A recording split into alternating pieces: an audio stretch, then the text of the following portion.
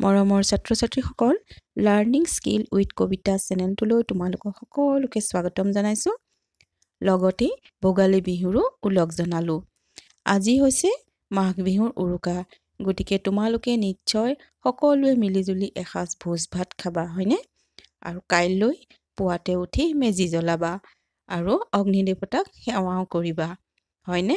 কিন্তু এই মেজি ঘৰ কিয় জ্বলোৱা হয় আৰু ভোজ ভাত কিয় খোৱা হয়, পিঠা পনানো কিয় বনোৱা হয় আৰু খোৱা হয়, তোমালোকৰ চাগৈ জানিবলৈ মন নাযায়নে? নিশ্চয় যায়। গতিকে আজি মই তোমালোকৰ লগত মাঘ বিহুৰ ঐতিহ্যৰ বিষয়ে অকণমান আলোচনা কৰিম। আৰু তোমালোকৰ পৰীক্ষাসমূহত প্ৰায়েই মাঘ বিহুৰ ৰচনা লিখিবলৈ আহি থকা দেখা যায়। তেতিয়াহ'লে আমি দেৰি নকৰোঁ, আমি এই বিহুৰ ঐতিহ্যৰ বিষয়ে জানো আহাচোন। অসমৰ মূল সংস্কৃতি কি বাৰু তোমালোকে সকলোৱে জানা চাগৈ, হয়নে? অসমৰ মূল সংস্কৃতি হৈছে কৃষিমুখী গ্ৰাম্য সংস্কৃতি। আৰু এই সংস্কৃতিৰ ভেটিত পাতিছিলে কোনে? অষ্ট্ৰিক নিষাদসকলে। কেৱল অসমতেই নহয়, তেওঁলোকে ভাৰতবৰ্ষতো এই ভেটি প্ৰতিষ্ঠা কৰিছিল। যি সময়ত পাছৰ যুগৰ উচ্চাত্মিকতা সম্পন্ন নাৰ্দিক আৰ্যসকলে যাযাবৰী জীৱন যাপন কৰি আছিল।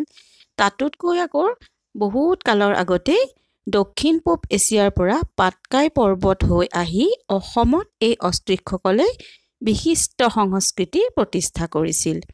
তেওঁলোকে ধান খেতি কৰিছিল, বনৰীয়া শচ, বুটলি, লাও, বেঙেনা, কেৰেলা, কাঠআলু, আদা, হালধিৰো খেতি কৰিছিল। তামোল, নাৰিকল, কল ৰুই কৃষি সম্পত্তি আহৰণ কৰিছিল। বিহু হৈছে অসমীয়া জাতীয় উৎসৱ, হয়নে? জাতীয় জীৱনৰ সকলো উৎসাহ, আশা, আকাংক্ষা, ৰং, আনন্দ, আৱেগ, অনুভূতি বিহুৰ লগত ওতঃপ্ৰোতভাৱে জড়িত হৈ আছে। এই বিহু শব্দটোৰ উৎপত্তি কিদৰে হৈছে জানানে? বিহুৱ সংক্ৰান্তিত বিহু উদযাপিত হয় বাবেই বিহুৱ শব্দৰ পৰাই বিহু শব্দৰ উৎপত্তি হৈছে বুলি বিভিন্ন পণ্ডিতে কৈছে। বিহুৱেই হৈছে অসমীয়া জাতিৰ প্ৰাণ, অসমীয়া জাতিৰ প্ৰাণৰ প্ৰতিটো স্পন্দন। প্ৰতিটো উশাহ নিশাহত আমাৰ বিহু সোমাই আছে। প্ৰতিটো অনুভূতি, জীৱনৰ কামনা বাসনা, আগ্ৰহ, হেঁপাহ বিহুৰ বুকুতেই চিৰপ্ৰবাহিত হৈ আছে। কৃষি উৎসৱ ঘাইকৈ কেইটা জানানে তোমালোকে? কৃষি উৎসৱ ঘাইকৈ তিনিটা। কি কি?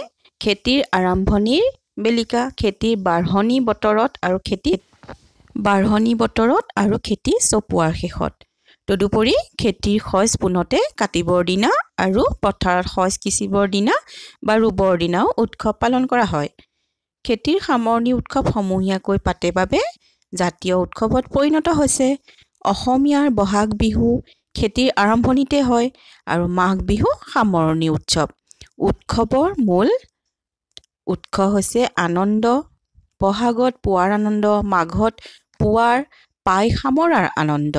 এই আনন্দ প্ৰকৃতিৰ আনন্দ, জীৱনক উপলব্ধি কৰাৰ আনন্দ।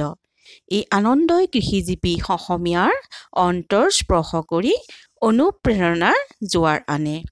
আনন্দৰ পাৰ উঠলি উঠে, ৰং, ৰূপ, গন্ধ, স্পৰ্শ অনুভূত হয়। কথাবোৰ গীত হৈ যায়। গীতবোৰে সুৰে সুৰে উৰি উৰি মানুহক জগাই তোলে। মানুহৰ হাতৰ পৰশত, আঙুলিৰ বুলনিত বাদ্যবোৰো জীৱন পায়, দেহত দেওধনি উঠে। এতিয়া আমি মাঘ বিহুৰ বিষয়ে আলোচনা কৰিম। মাঘ বিহু হৈছে সামৰণিৰ উৎসৱ। এতিয়া আমি মাঘ বিহুৰ বিষয়ে আলোচনা কৰিম।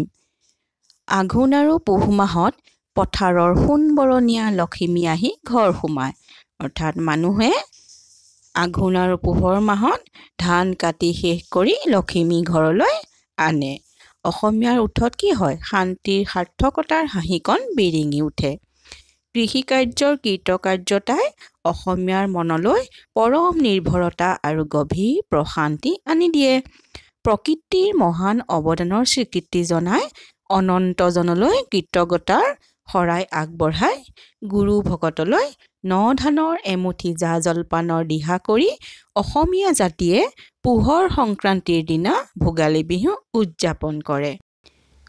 পথাৰে পথাৰে মেজিঘৰ সাজি হোম যজ্ঞ পাতি হুতাসনৰূপী অনন্তজনলৈ শ্ৰদ্ধা নিবেদন কৰা হয়। এই শ্ৰদ্ধা নিবেদন কৰোঁতে এফাকি কিন্তু মন্ত্ৰও গোৱা হয় আৰু মন্ত্ৰ গাই পেলাই আহুতি দিয়া হয়। ইয়াৰ পাছত সকলো মিলিজুলি ভোজ ভাত খাই গুৰু ভকতক ঘৰলৈ মাতি আনি ন ধানৰ 9 মুঠি জা জলপান খুৱাই আশীৰ্বাদ লোৱা হয়। মাঘৰ বিহুত ম'হৰ যুঁজ, কণীৰ যুঁজ, কুকুৰাৰ যুঁজ, কাৰী খেল, পাখা খেল, দবা খেল পাতি ৰঙেৰে ভোগালী বিহু উদযাপন কৰা হয়। বিহুৰ খোৱা বোৱা ৰং ধেমালি উলহ মালহ গোটেই মাঘৰ বিহুতে চলি থাকে। এয়াই হৈছে আমাৰ মাঘ বিহু। এয়াই হৈছে মাঘ বিহুৰ ঐতিহ্য। তোমালোকে নিশ্চয় শুনি ভাল পালা আৰু পৰীক্ষাত আহিলে তোমালোকে মাঘৰ বিহুৰ বিষয়ে ৰচনা লিখিবলৈ সুন্দৰকৈ পাৰিবা বুলি আশা ৰাখিলোঁ। শেষত তোমালোক সকলোলৈকে মাঘ বিহুৰ ওলগ যাচিলোঁ।